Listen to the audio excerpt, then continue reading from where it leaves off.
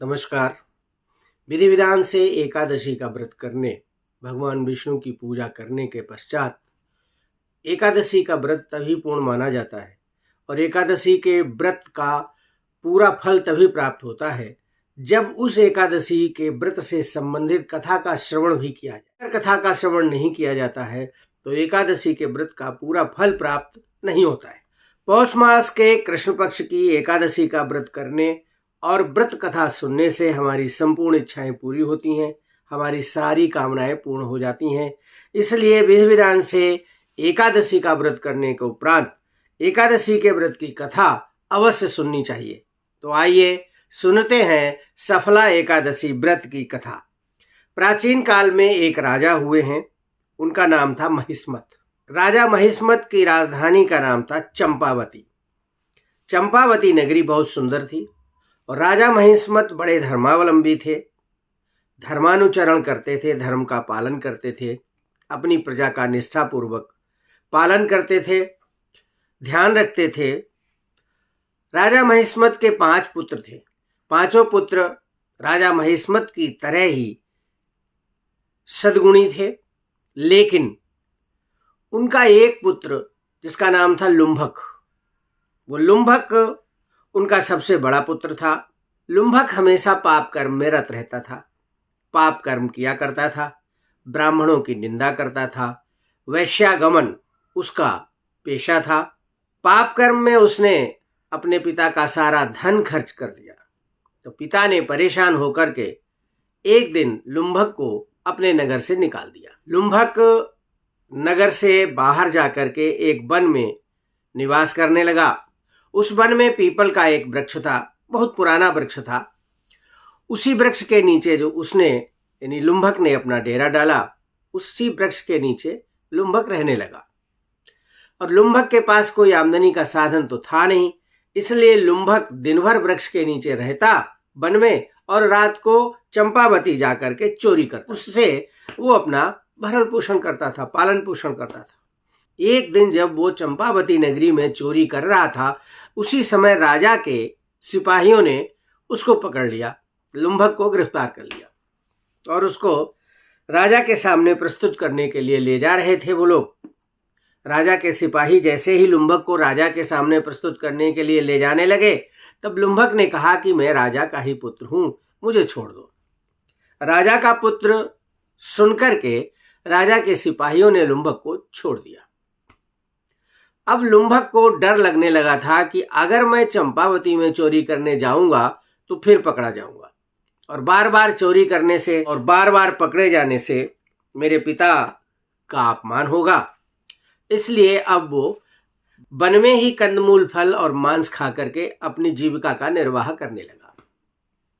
होता यह था कि कभी उसको फल मिलते थे और कभी फल नहीं मिलते थे, कभी मांस मिलता था खाने के लिए और कभी खाने के लिए मांस नहीं मिलता था। एक बार पौष का महीना आया, ठंड काफी पड़ रही थी।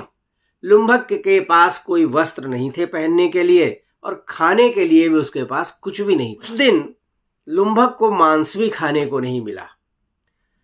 प्रभु की कृपा समझिए या कुछ भी समझिए, लुम्भक ने उस दिन केवल फलाहार किया। संयोगवश उस दिन पौष माह की 10वीं थी। जिस दिन लुम्भक को केवल फलाहार मिला, उस दिन पौष माह के कृष्ण पक्ष की 10वीं तिथि थी। लुम्भक केवल फल खा करके रात्रि में सोने का प्रयास करने लगा, लेकिन उसके पास ओढ़ने के लिए, बिछाने के लिए कुछ वस्त्र नहीं थे। ठंड अधिक पड़ रही थी, ठंड की वजह से सिकुड़ रहा था, इसलिए रात भर उसको नींद नहीं आई।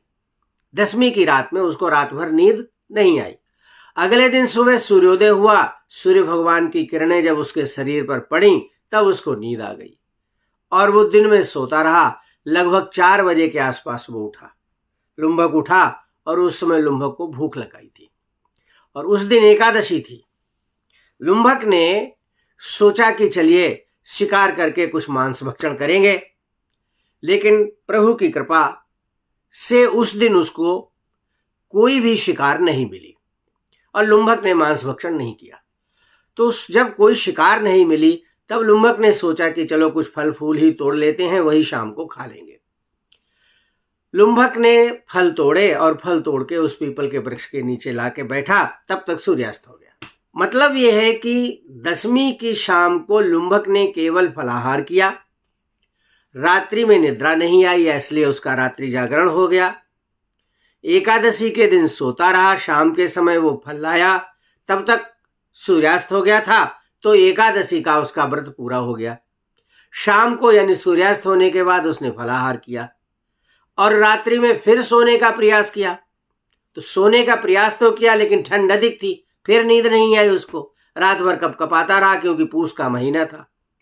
पूस की रात में ठंड वैसे भी बहुत अधिक पड़ती है। अगले दिन सूर्योदय हुआ, फिर सूर्योदय के समय जब सूर्य की गर्मी उसके शरीर को प्राप्त हुई, तब उसको निद्रा आने लगी, लुम्भक को निद्रा आने लगी। लेकिन उसी समय आकाशवाणी हुई, हे लुम्भक, मजबूरी में ही सही, लेकिन एकादशी का व्रत पूर्ण किया है, इस व्रत के प्रभाव से तुमको राज्य की प्राप्ति हो। उधर राजा महिष्मत के चारों पुत्रों ने विद्रोह कर दिया कि हमें राजा बनना चाहे बनाएं या हमें राजा बनाएं, लेकिन महिष्मत का कहना था कि हम सबसे बड़े पुत्र को ही राजा बनाएंगे। अब लुम्भक अपनी नगरी चंपावती वापस आया, उसकी बुद्धि बिल्कुल परिवर्तित हो गई थी। महिष्मत ने लुम्भक को राजा बना दिया, लुम्भक का विवाह संस्कार किया। अब लुम्भक श्री कृष्ण का परम भक्त हो गया। विवाह के उपरांत लुम्भक के एक पुत्र का जन्म हुआ। 15 वर्षों तक राज्य करने के उपरांत लुम्भक ने अपना राज्य अपने पुत्र मनोज को सौंप दिया और स्वयं ही भगवान कृष्ण की शरण में चला गया। भगवान कृष्ण की शरण में चला गया और परम गति को प्राप्त हुआ। इस तरह जो सफला एकादशी का व्रत करता है और व्रत कथा सुनता है, उसे उत्तम फल की प्राप्ति होती है, इसमें कोई संदेह नहीं है।